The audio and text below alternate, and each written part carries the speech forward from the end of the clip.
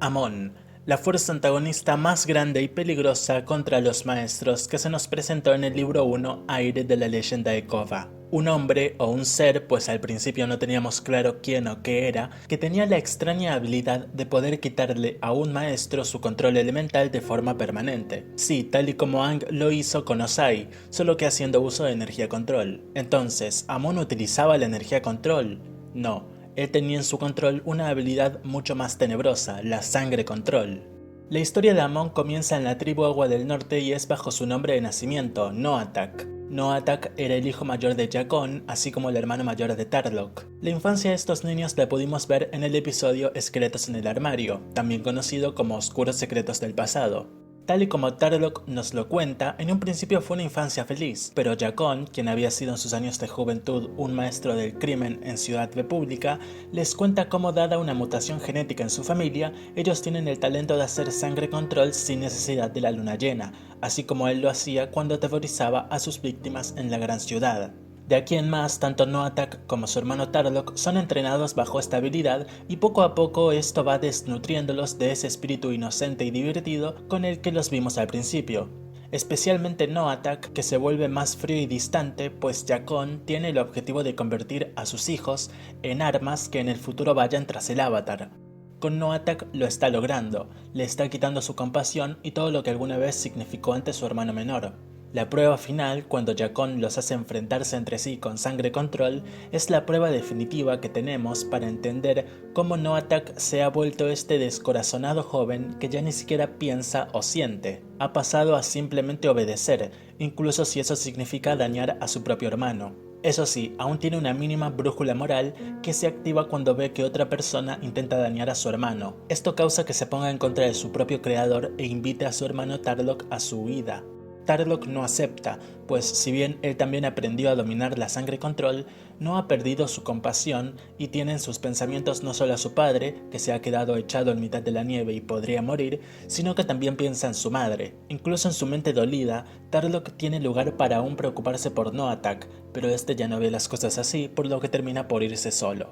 Aunque sería interesante analizar cómo fueron los años posteriores de Noatak y su conversión a Amon, tristemente no pudimos ver eso. Nos queda únicamente suponer que dejó la tribu Agua del Norte atrás y se fue a Ciudad República, en donde muy posiblemente conoció al hombre que más tarde sería su teniente y poco a poco fue marcando su plan en venganza a los maestros, ya que justamente había sido uno en espíritu, su padre, quien había perjudicado su infancia, su juventud, su familia y toda su vida. Así es como muy probablemente lo veía él, claro, pues si algo hemos aprendido de Avatar con otros personajes tales como Zuko, es que nunca es tarde para sanar. A diferencia de los futuros villanos de la serie, Amon es una figura de las sombras que cada que vemos, le vemos de forma muy particular y mínima. En el primer episodio simplemente tiene un par de diálogos de acuerdo a lo que necesita la trama para lograr ese cliffhanger y luego cuando lo volvemos a ver en el episodio 3 sí que muestra su gran habilidad, pero en sí seguimos sin saber nada de él. Esto es porque Amon ha dejado atrás su identidad, pues eso ya no importa. No importa quién es él o qué haya hecho en su pasado, quiere centrar su movimiento en justamente eso, el movimiento. Se parece en este sentido a Sahir, si bien este buscaba cumplir con sus objetivos de forma directa. No ocultaba su nombre, no ocultaba sus poderes, no ocultaba a sus aliados ni el que representaban. Quizás sea por esto que en el fandom se prefiere a Sahir, ya que Amon es símbolo de misterio y tristemente varios de sus misterios aún hoy siguen sin hallar una respuesta clara. En el episodio 4, Amon se enfrenta a su enemiga de forma pública, algo que él quería evitar a toda costa. El juego de Amon funcionó tan bien a lo largo de la temporada por el gran secretismo que lo envolvía. El avatar de turno, al contrario, quería luchar literalmente frente a las cámaras, pues así es como había sido siempre. Bien recordamos cómo cuando Aang se enfrentó a Ozai, lo hizo frente a su flota de aeronaves y en parte frente a sus amigos. Lo mismo con Kyoshi, quien humilló a Shin el Conquistador ante todo su ejército. El avatar siempre se ha nutrido de pelear y ganar ante un público, porque eso es lo que lo hace grandioso. Eso es lo que impulsa a los demás a hablar sobre él o ella y así extender su respeto en el mundo. Pero ese mundo ya no existe, cosa que vemos en el libro 4, cuando el avatar se enfrenta a Kuvira de forma pública y pierde. No es en sí una equivocación por parte de cierto personaje, sino que el mundo en general ha cambiado y Amon lo entiende. Incluso cuando finalmente declara un conflicto directo contra el gobierno y el pueblo de Ciudad República, Amon se mantiene en las sombras. Sí, ataca la arena de Pro Control, pero luego de eso vuelve a su escondite dejando la incógnita de cuál será su próximo movimiento. Es así como continúa con su jugada del secretismo, solo que sumando un elemento más que golpea directamente a quienes quiere que golpee, el miedo. Es así como surgen escenas como la de Kova llorando en aquel pequeño acantilado, pero justamente es el miedo el que impulsa al valor y a la unidad. En esta temporada eran muy jóvenes, pero vemos por ejemplo en el libro 4 cómo los hijos de Tenzin e incluso Pema, en lugar de escapar de la ciudad como lo hicieron en el libro 1, deciden quedarse para defenderla.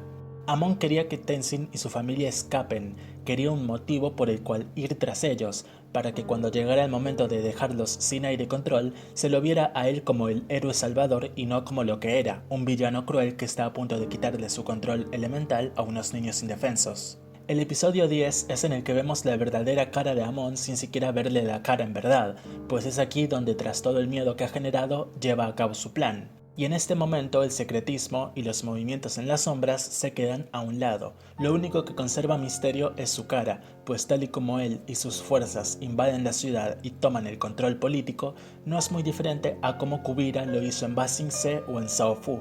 Es simplemente un conquistador más. Está usurpando un poder que no ganó y que no le pertenece. Es justamente por esto que debe ser detenido. Si estuviera haciendo lo correcto, entonces nadie hubiera dicho nada. De hecho, coincide con lo que Toph dice luego, estos villanos tenían buenas intenciones, pero llevaron sus ideas demasiado lejos. Amon en un principio simbolizaba esa desigualdad muy marcada entre maestros y no maestros, pero claro, en sí todo fue para tirar abajo el gobierno no solo político, sino también moral que los maestros, dirigidos por el Avatar, tenían en todo el mundo hace ya tanto tiempo. Es por eso que vencer a Amon con un control elemental fue la mejor decisión que pudieron tomar. Dejaron al Avatar sin sus poderes, por lo que parecía que le terminaría venciendo o bien sin elementos o con el estado Avatar, que es algo más espiritual y no tan ligado a lo físico. Pero el justamente desbloquear un elemento físico como lo es el aire mediante un desbloqueo espiritual que tenía cautiva al Avatar desde siempre fue lo ideal, porque ese fue el mayor golpe contra Amon. Este tenía el máximo odio contra los maestros, porque uno de estos le había destruido la vida, por lo que cuando se vio indefenso ante un control elemental, no dudó en sacar a la luz su mayor secreto, que él también era un maestro. Es en este momento cuando todo su secretismo, su principal arma, se cae y se da cuenta de que ha sido vencido. La verdad lo venció.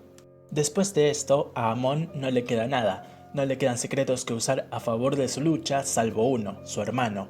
Pero no usará a Tarlok para intentar volver a la cima, sino para evitar que la cima, ahora liderada por el Avatar y por la verdad, no lo aplaste. Ser un fugitivo solitario es difícil. Amon debió aprenderlo cuando dejó la tribu del norte y pasó años en soledad hasta conocer a su futuro teniente. Este justamente había sido durante la temporada quien le había ayudado con sus planes, por lo que Amon sabía que tener una mano derecha era lo mejor que podía tener en el mundo. Es por eso que va y busca a su hermano de sangre y le ofrece un comienzo desde cero. Y entonces llega la escena final de ambos personajes, la cual, a decir verdad, siento que significa más para Tarlok que para Amon, quien según vemos está abierto a volver a su nombre de nacimiento, Noatak. En este punto, en el que Amon o Noatak habla sobre comenzar desde cero y cómo nadie podría detenerlos, Tarlok luce muy desgastado emocionalmente y esto es porque sabe lo que debe hacerse. El Avatar no fue capaz o no tuvo la oportunidad, pero él sí la tiene. Tal y como dijo en el episodio anterior, esa triste historia tiene que llegar a un punto final. Es por eso que primero piensa en electrocutar a Noatak, motivo por el cual tras tomar el guante eléctrico su cuerpo se eleva un poco. Sin embargo, Tarlok se da cuenta en ese mismo instante que eso probablemente no funcione o no sea suficiente. Recordemos que Noatak soportó un rayo directo de Mako, por lo que no sería novedad que un guante eléctrico apenas le hiciera cosquillas. Es por eso que Tarlok cambia sus planes y apunta al tanque de gasolina, porque entiende que incluso si debe eliminarse a sí mismo para eliminar a su hermano, eso hará, porque sabe que Noatak ya era muy peligroso con secretos y será incluso mucho más peligroso sin ellos.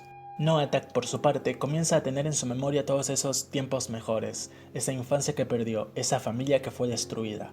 Piensa en cómo él mismo se quitó su nombre y se puso esa máscara, cómo dejó atrás su verdadera identidad y se convirtió en un soldado de una idea de un hombre muerto, su padre Yakon. Por eso las lágrimas, porque Noatak termina por entender no solo todo el daño que ha provocado, sino todo el daño que ha sufrido y cómo él es el único culpable. Noataka acepta, incluso aunque no se lo imaginara en ese momento, la muerte.